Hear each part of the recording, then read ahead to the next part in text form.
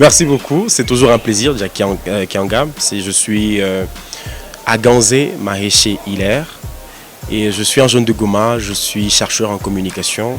Je travaille comme directeur de communication au sein de l'Université catholique La Sapientia de Goma. Je suis aussi directeur du Lion Group, qui est un ensemble d'entreprises, entre autres le Lion Communication Agency, qui est une agence de communication et d'organisation événementielle et d'accompagnement de produits et marques en termes de communication.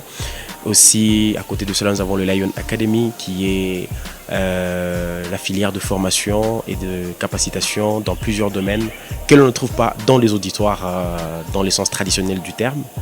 Et à côté de cela, nous avons aussi le Lion Space, qui d'ailleurs est en train de préparer pour ce dimanche la soirée des gratitudes. C'est un espace d'intermotivation des leaders, des jeunes, aussi de formation et d'accompagnement en développement personnel, en communication et dans plusieurs autres domaines.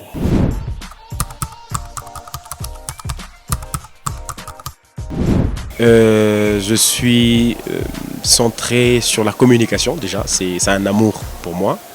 J'adore la communication, je vis de la communication. Permettez que je le dise ainsi, c'est vraiment un coup de cœur.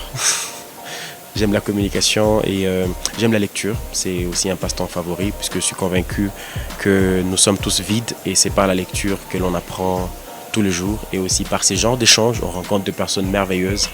Donc je suis aussi passionné par les rencontres, c'est aussi mon passe-temps favori. Je préfère rencontrer les gens puisque je sais que j'apprends toujours des autres et ça me permet de grandir et de dormir moins bête tous les jours.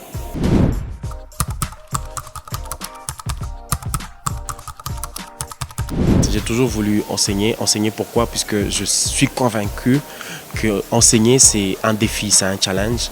Puisqu'on est tout le jour censé se mettre à jour, on est tout le jour censé s'informer, tout le jour censé faire de recherche. Et donc, aimant la recherche, aimant la lecture et tout, l'enseignement c'est un peu comme un challenge pour moi de pouvoir m'obliger à pouvoir rester dans cette passion.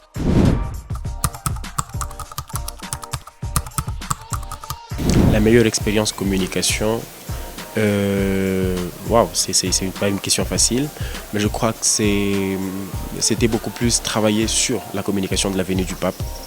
C'est une grande personnalité, c'est une grande image au niveau mondial et travailler dans sa communication et la communication de sa venue en RDC, ça a été depuis le début un grand moment d'apprentissage pour moi et de remise en question en fait, puisque c'est vraiment un livre, c'est vraiment un enseignement, c'est vraiment un réel instant d'apprentissage et aussi de challenge, puisqu'il y avait des deadlines qui ne dépendaient pas de moi, qui ne dépendaient pas parfois de la personne qui me demande service directement, qui était le diocèse de Goma. Ça ne dépendait pas directement de l'ACPEB, ça ne dépendait pas directement du gouvernement, ça ne dépendait pas directement de qui que ce soit. C'était un consortium et donc il fallait respecter des deadlines, il fallait respecter les consignes, la charte, les messages pour pas les déformer. C'était vraiment, vraiment édifiant. J'ai beaucoup, beaucoup aimé ça.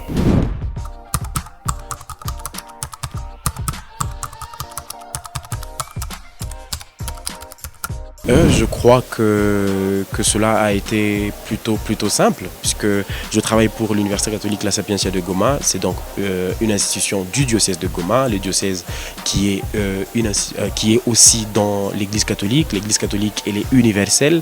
Vous comprenez un tout petit peu, c'est une certaine logique dans la chose. Et voilà, mon chef me dit, il faudrait que l'on fasse quelque chose. Il y a la CPEB qui a besoin aussi de faire quelque chose. Et ça a été automatique en fait de pouvoir contacter les différentes cellules de communication qui travaillent dans les institutions de l'Église pour essayer de se mettre ensemble et faire quelque chose. Donc cela est allé de soi et voilà.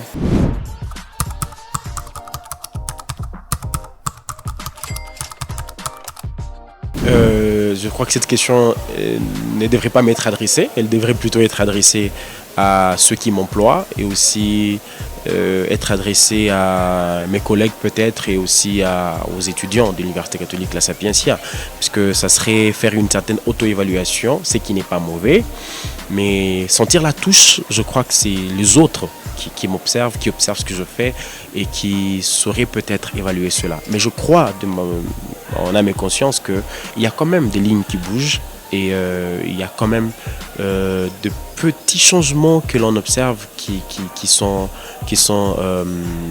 en train d'être appliqués. Et voilà, la communication étant évaluable dans le temps, je crois que le temps, parfois, il nous révèle certaines choses. Et nous avons encore beaucoup à apprendre, beaucoup à découvrir et surtout des résultats à observer plus tard. Et pour observer ces résultats, il nous faut avoir des outils nécessaires, des outils objectifs surtout pour observer ces résultats. Et je me rappelle, pour prendre un seul exemple de mon rapport peut-être de communication de l'année passée, je crois qu'on a quand même vu des changements. Il y a vraiment des changements, peut-être pas directement visibles par des citoyens lambda, mais quand on utilise des outils d'évaluation d'une communication, ben on sait voir. Il y a quand même eu un changement et ça me met encore la puce à l'oreille et je vois encore certains domaines où je me dis non, ça ne va vraiment pas, on ne sent pas la communication dans ce sens. Et c'est encore un challenge, c'est encore un défi, c'est encore quelque chose qui maintient un tout petit peu cette motivation, cette flamme de pouvoir toujours apprendre et de pouvoir toujours poser des actions tout en respectant la chaîne d'action et en étant ouvert surtout aux autres, puisque voilà, c'est l'exigence de la communication.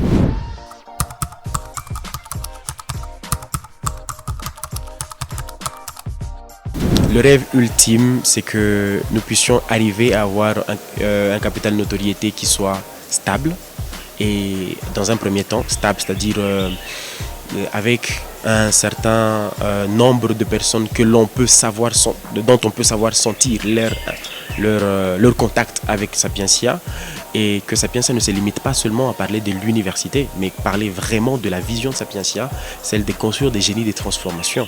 Et si on arrive vraiment à vendre cette image-là et à avoir des gens qui s'intéressent à Sapientia, pas comme université, mais comme un incubateur de création et de formation des génies de la transformation, je crois que sur le plan communicationnel, ça sera quelque chose. Et voilà, on y travaille tous les jours. C'est vraiment un challenge très grand et qui ne dépend pas que de moi, qui dépend de tous mes collaborateurs, de tous mes responsables hiérarchiques peut-être, de tous les étudiants. Nous portons tous cette vision, nous voyons tous, tel que d'ailleurs le recteur le dit toujours, l'abbé recteur, cette année c'est une année de redevabilité, qu'on arrive à se remettre en cause, qu'on arrive chacun à se demander qu'est-ce que j'ai fait réellement pour l'institution. Est-ce que j'ai vraiment été à la hauteur des attentes de l'institution par rapport à ce que je devrais lui apporter? Je crois que c'est dans ce sens qu'il a lancé cette année et je crois que c'est un très bon challenge qui pour moi me remet encore en question pour me dire ah ok, chaque mois il faudrait donc que je sache évaluer pour dire est-ce qu'on a quand même avancé? Est-ce que j'ai pu avancer? Sachant que je suis peut-être directeur de communication, mais la communication, l'image, la perception de Sapientia et de toute sa vision ne dépend pas que de moi. Il y a toute une chaîne de personnes qui sont impliquées, chacun à son niveau essaie de faire ce qu'il peut. Et si le travail est bien fait chez tout le monde, d'office, il y a un narratif qui change. Et quand le narratif change, c'est toute l'image qui change, c'est la perception qui change, c'est le capital notoriété qui change, c'est un engouement que l'on voit et voilà, c'est la vie quoi.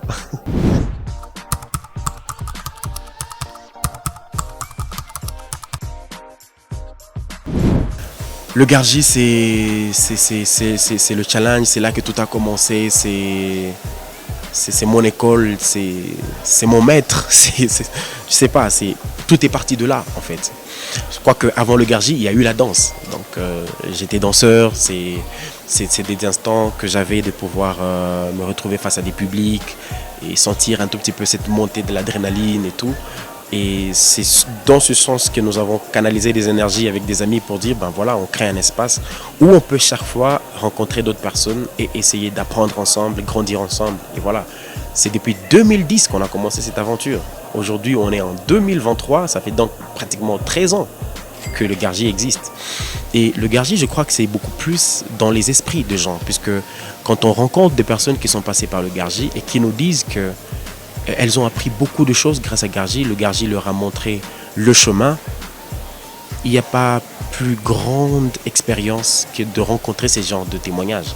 Ces genres d'histoires de succès, de l'impact que le Gargi a su avoir dans la vie de gens, pour moi, je crois que parfois ça me donne l'impression que le travail, il a été fait, mais le travail, il continue encore, puisqu'il n'y a pas que ces gens, le challenge, il continue, et il y a aussi d'autres jeunes, plus jeunes que nous, qui aussi emboîtent le pas. Et je dirais donc merci d'ailleurs en passant à toute l'équipe du Gargi avec laquelle on a travaillé depuis le début et jusqu'aujourd'hui qui continue à garder la flamme allumée. Je ne suis plus très permanent dans les activités du Gargi, je suis dans le conseil d'administration, mais il y a une coordination qui est très présente et moi-même je suis fasciné par la présence, l'imagination, l'esprit créatif de ces jeunes. Moi je me dis, waouh, il y a des choses auxquelles moi je ne pouvais pas penser avant, au début, mais qui tout le jour permettent de garder l'âme du Gargi et c'est à ça que moi je veille et continue à maintenir un tout petit peu cet esprit de challenge, d'intermotivation, de boost et de travail ardu surtout. Et moi, ça m'inspire de la part de ces jeunes.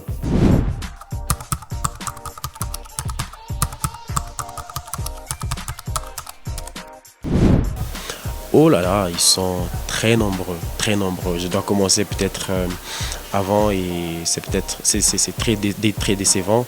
Nous venons de perdre une tête, une grande tête chez Gargi et il s'agit de Wivine Bitege. Nous avons été avec elle dans nos pas de début, on a posé nos pas ensemble, on est monté sur scène ensemble, on s'est transmis l'énergie ensemble avec les autres avec qui on était, entre autres Clémence Linjanja, Daniela Linjanja, Oscar Linjanja, Cédric Bassirois, Okwa Bakagoufa Deus, il y avait Maître Alain Sanzimwami et toute une équipe, Samuel Mourou-Lanfizi. C'était vraiment une équipe avec laquelle on se transmettait l'énergie. Il y a bien entendu Blaise Kababa et tout. Avec cette promotion-là, pendant cette période-là, on avait vraiment un niveau de challenge, un niveau de transmission d'énergie qui était hors du commun. Et j'ai même lu récemment un article de David Kassi, d'interview qu'il a organisé à un moment avec Tony Boendois, où Tony est revenu sur le nom de Wivine Bitege.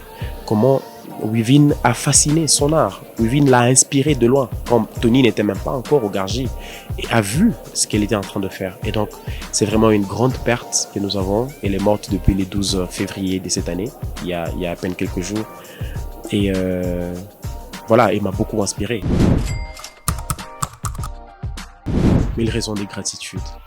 On ne peut qu'avoir de la gratitude pour tout ce qui nous arrive, puisque tout est un processus qui est lié. Rien n'arrive par hasard.